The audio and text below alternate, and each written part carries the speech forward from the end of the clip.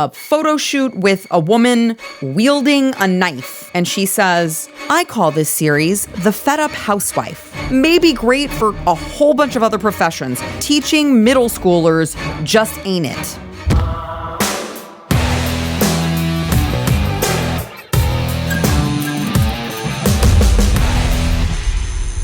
Welcome back to Come and Take It. Here's another series in the installment on why we need education reform here in the state of Texas. So I received a tip about a teacher here in Texas. This is LoveJoy ISD. So those of you who are not familiar with the state, it is LoveJoy ISD is within the Dallas-Fort Worth Metroplex, within the suburb area of that. It's like the Allen area, which those of you, again, who are not familiar with DFW, this is not like a low-income area, to put it mildly. So this is an area that you would expect you would have no issues with. However, this is a school district that has a history, actually, of fighting with parents on removing sexually explicit books in their libraries, has had teachers getting like sexually explicit with students who were allowed to resign rather than face any consequences. So this is a school district that I got a tip on, okay? This is a school district that unfortunately, as with too many school districts here in the state of Texas, has sort of a history, a long sordid history here in the state for just gross behavior, all right? And so I got this tip about this teacher. This is a middle school art teacher and also co-cheer coach, all right? So middle school in LoveJoy ISD by the name of Brittany Stroud. And according to my sources, according to parents who are in that district, this is a teacher who I'm about to show you what her social media looks like. And I want you to look at this and I want you to tell me, yes, I would definitely trust this woman teaching my young, impressionable children, or no, there's no way in you know what that I would ever trust this woman with my kids. Okay, I want to hear from you. But I want to just, aside from the social media post that I'm about to show you, I want to give you full context, okay, that the parents that are my sources said that there have been multiple complaints about this teacher playing music with sexually explicit lyrics in the classroom. So she is playing this music, this inappropriate music, age-inappropriate music in the classroom. And when the children, because apparently in public schools here in the state of Texas, the children have to be the parents, okay? The children have to be the adults in the room. So the children, as the adults in the room, complain about how these lyrics and these songs are inappropriate for them. And the teacher tells them that they have big brains and can handle it, according to these sources. Okay. She also recommends at least one sexually charged television show for her young students by the name of Insecure. So if you go and look at this show, Insecure, which I've never heard of, never watched, mostly because I don't enjoy degeneracy. Okay, so you can count me out on watching any episodes of whatever the heck this show is. But if you go and look at the episode list of all of these shows, I mean, you can see that this is a very graphic, not age-appropriate show for middle school students. And yet there she is pushing it to her middle school students, okay? On top of that, according to our sources in the school district, she allegedly overshares personal information, including information about her mental illness, details about her mental illness, and regularly tells students, this is important, okay? This context is important for what I'm about to show you. I want you to take what I'm about to show you and remember this little tidbit. Okay, according to the sources, she tells her students regularly that she hates Easter and Christmas and only loves Halloween. Well, that in and of itself is weird, right? Like, Number one, why would you tell your students that? How would that come up? How would that possibly come up? You're like, well, we have Good Friday off for Easter, kids. By the way, I hate it. Like, I don't know how that would even come up in a polite conversation with your students, other people's children that you're teaching, that you hate Easter and you also hate Christmas. Why would you ever think that it was appropriate to tell your students that you don't like Christian holidays and you only like Halloween? Which I'm not like a big, stickler on Halloween. I'm not like one of those people who's like, oh my gosh, we can't even talk about it because it's the devil's play day. But after watching this and after seeing this interaction that this woman had with her students and seeing what's on her social media, I might be a believer. I'm not sure. You tell me at the end of this if you're not like, okay, maybe they have something. Maybe they got something right on this one. Okay. So the students are uncomfortable with this teacher's boundary crossing behaviors, and yet nothing is done. And I want to go through all of this with you.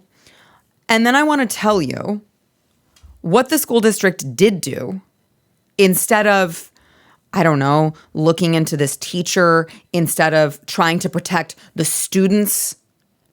They didn't do that. Okay. They instead tried to intimidate and bully the student who complained and the teacher who complained.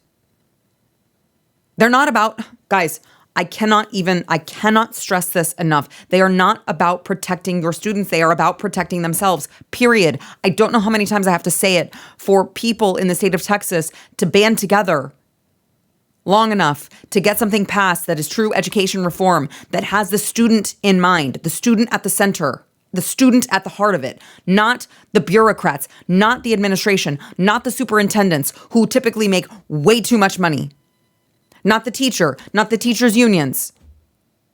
No, they cannot be the center at the heart of why we are doing what we are doing with teaching children in public schools. The kids have to be the primary focus. Okay. So you go through these. All right. We're going to walk through some of these social media posts because on top of all of the complaints that have already been lodged against this teacher, I'm going to go through some of these social media posts and you tell me, once again, comment on this video.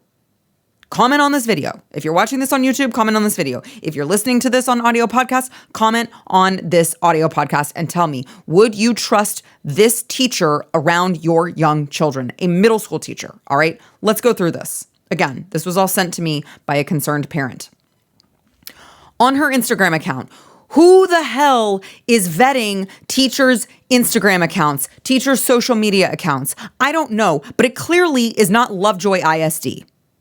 Okay, on the teacher's Instagram account, happy Halloween, bloody picture, bloody bathtub. Oh, that's weird.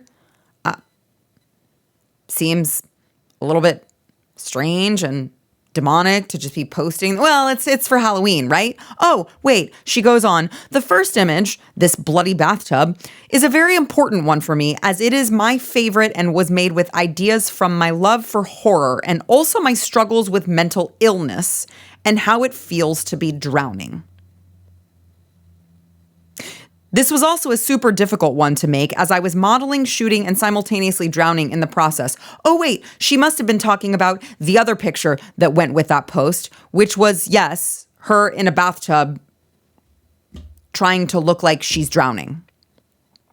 So, two things stick out to me here, all right? Stick with me, okay? Number one, glorifying death and self-harm and drowning. Okay. Number two, publicly posting about how she struggles with mental illness. I'm sorry. I know a whole lot of people who struggle with mental illness and it is of no fault of their own. And they are rock stars.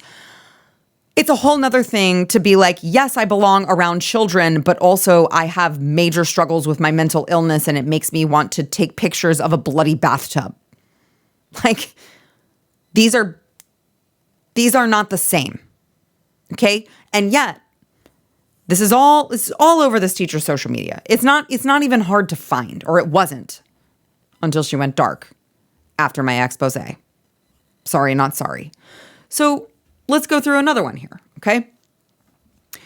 Here is one of this is a photo shoot with a woman wielding a knife, okay? And she says, I call this series The Fed Up Housewife. Oh, I get it. The insinuation that the housewife is fed up with her husband, so she's going to murder him. And then after that, the next picture shows her licking the blood off of her knife. Again, I'm not saying people can't have a little bit of fun on Halloween, but the date on this is April 30th. So this was not like a Halloween prank. This was just for funsies. Because apparently this teacher thinks it's fun to like joke about murder and death and bloody scenes, which again may be great for a whole bunch of other professions. Teaching middle schoolers just ain't it. News and analysis on what's happening in Texas. End your day with daily headlines from Texas Scorecard. Every day at 5 p.m., join me, Brandon Waltons, as we recap the biggest stories of the day and talk about why they matter to you. From the state capitol to town hall, there's no shortage of events happening. Keep up with it all. Watch and subscribe to Daily Headlines from Texas Scorecard.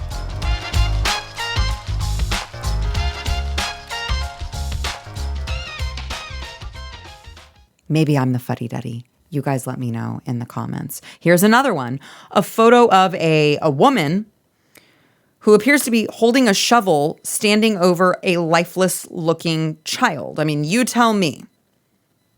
That, to me, looks like a photo depicting child murder. The insinuation here is obviously that she hit this child over the head, on his body, with this shovel that she's holding, standing above him, while he stares lifelessly at the camera. You know, there's just something about child murder that I just don't think is funny. Call me crazy. Maybe I'm the crazy one, because I don't think that child murder is funny, and I certainly don't think that our public school teachers should be joking or making light of killing children. It's a little weird. It's a little demonic to me. Hey, just call me Miss High Standards, I guess. So there's more. But wait, there's more. Here's a picture with just genuinely just creepy, bloody hands with like a I don't know, a shower door or a window with like a young male's face that is in the background of these bloody hands.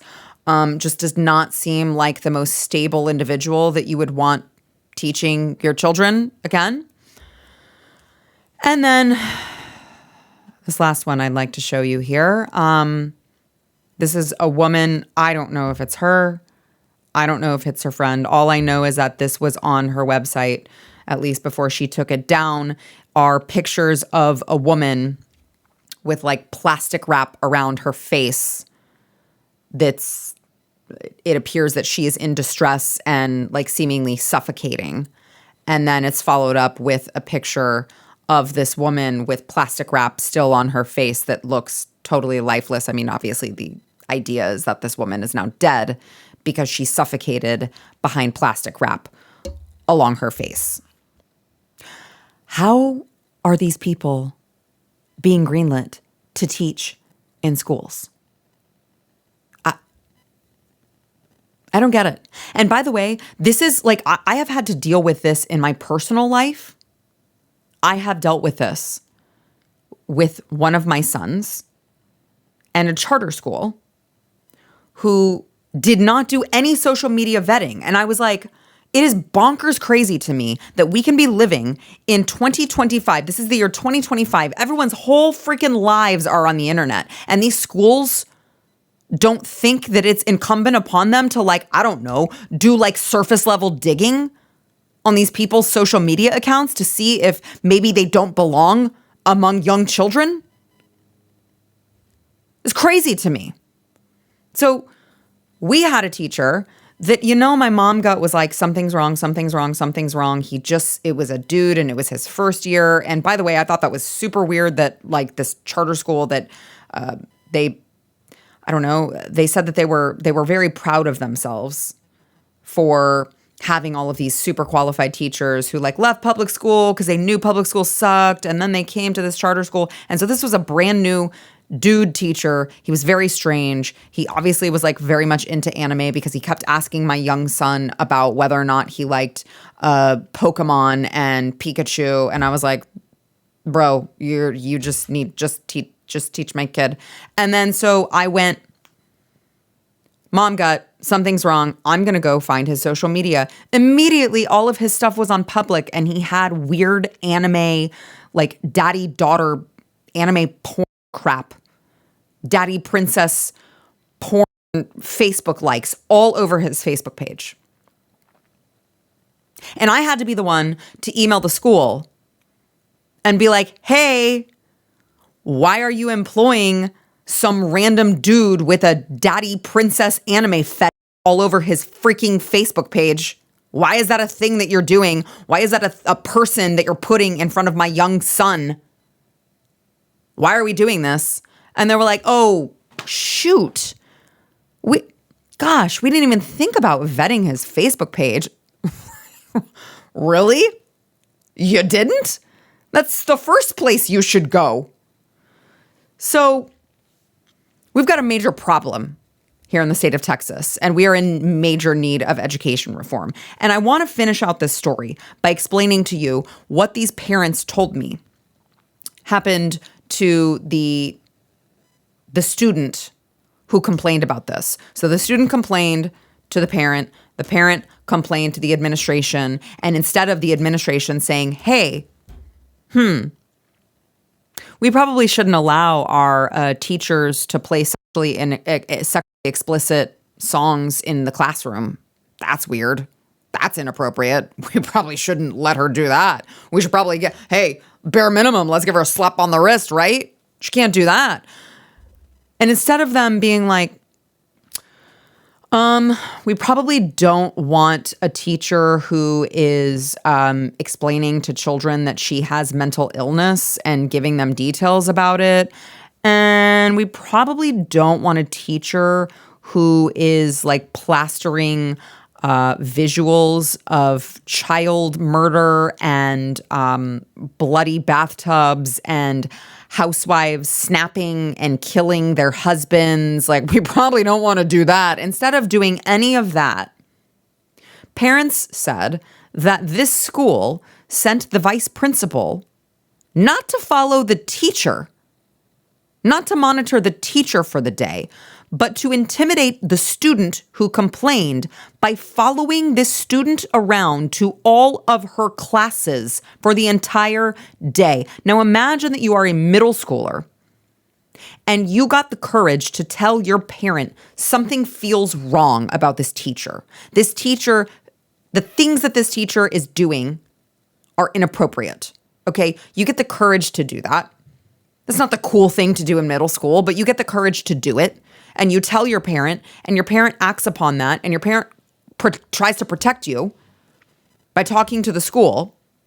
And instead of the school taking your complaint seriously, the school tries to bully and intimidate you by following you around so all of your friends in your classes can see that the vice principal of the entire school is following you around to your classes.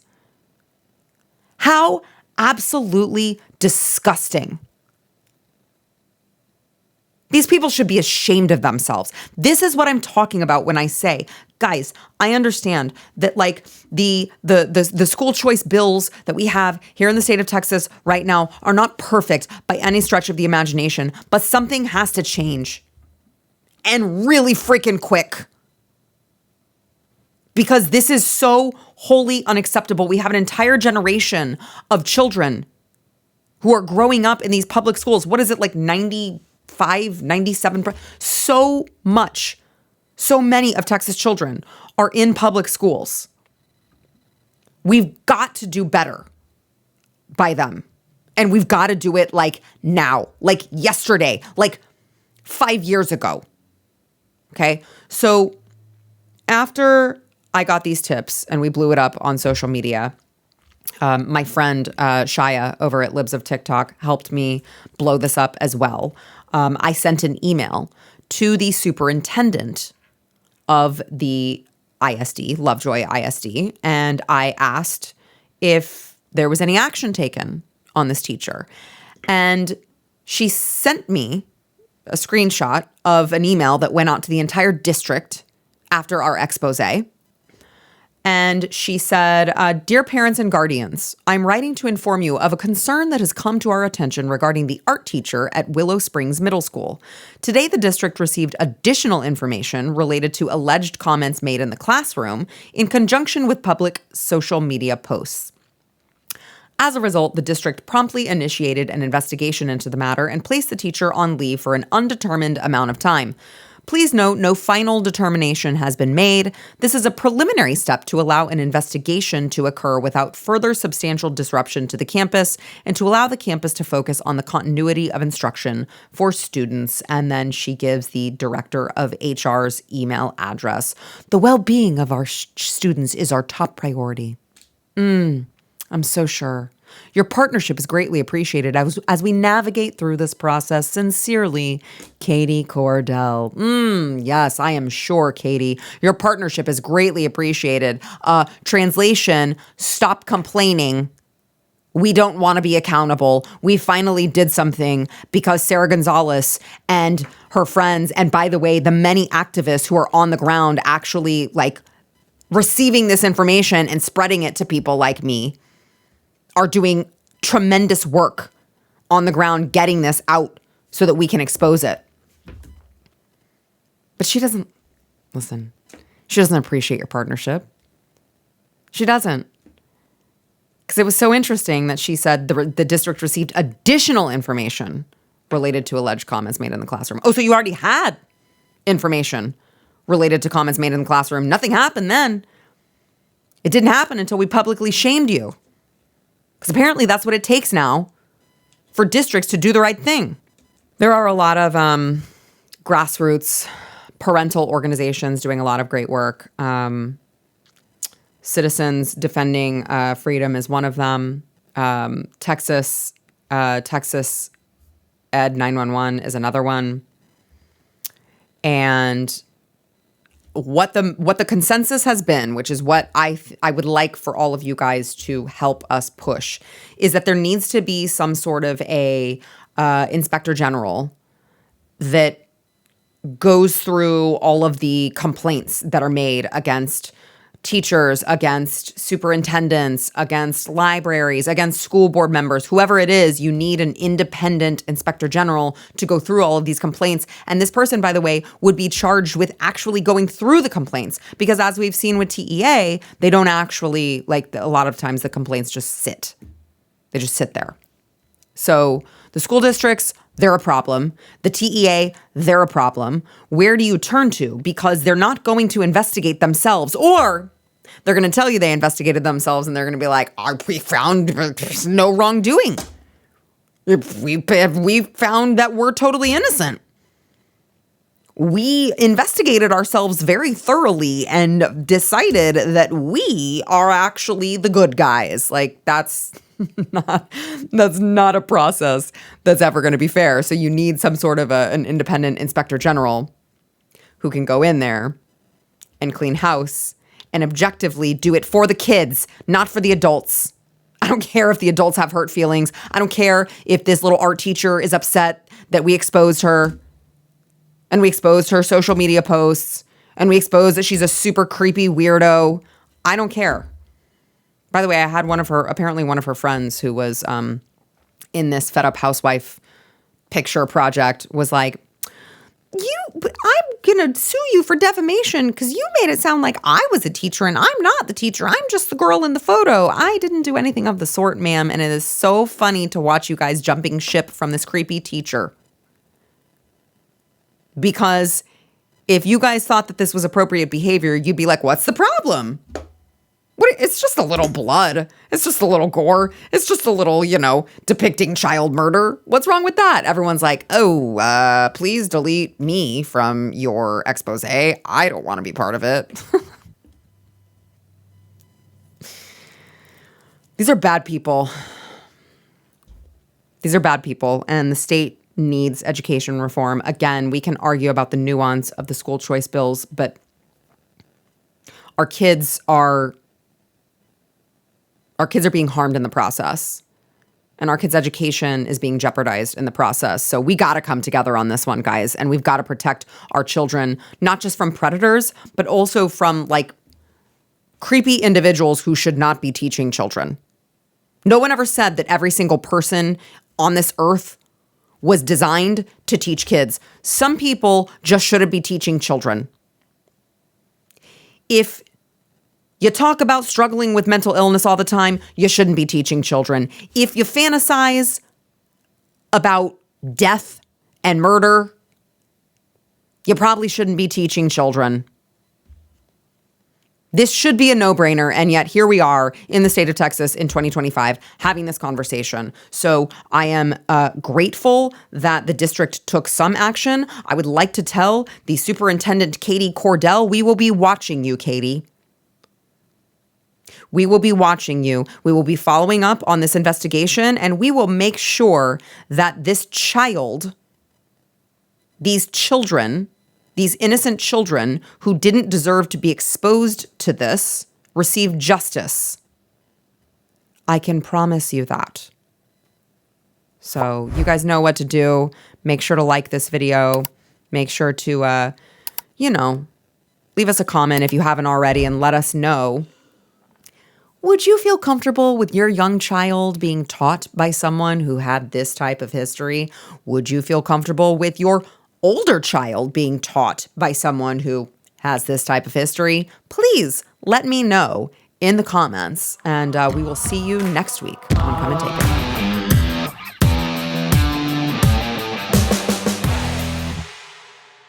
Be sure to subscribe to Texas Scorecard on YouTube and click that bell to ensure you're a real Texan.